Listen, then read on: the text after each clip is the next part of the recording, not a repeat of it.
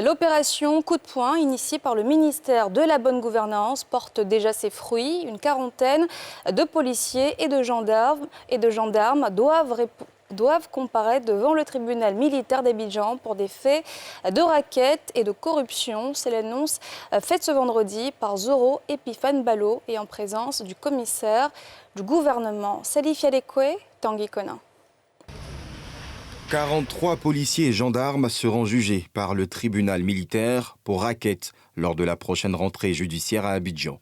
Telle est l'information donnée ce vendredi par le ministre de la Promotion, de la Bonne Gouvernance, du renforcement des capacités et de la lutte contre la corruption, Zoro Epiphane Ballo, lors d'une conférence de presse conjointe avec le commissaire du gouvernement, le contre-amiral Ange Kessi Bernard.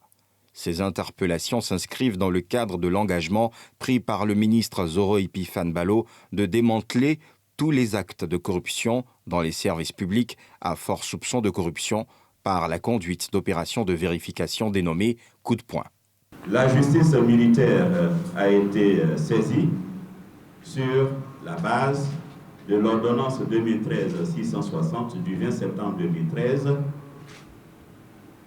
qui réprime toutes les formes de corruption, et le racket fait partie des formes les plus pernicieuses de corruption, spécialement le racket de nos forces de défense et de sécurité contre une population qu'elle est censée protéger.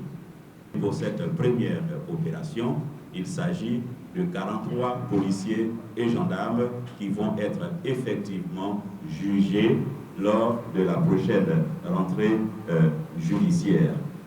Pour le commissaire du gouvernement, les hommes en armes en charge de l'application de la loi doivent donner l'exemple.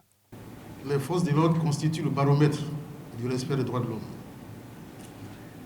Lorsque un étranger arrive en Côte d'Ivoire, c'est les forces de l'ordre d'abord qu'il rencontre, c'est eux qui traversent, et c'est eux qu'ils voient lorsqu'ils arrivent à Abidjan.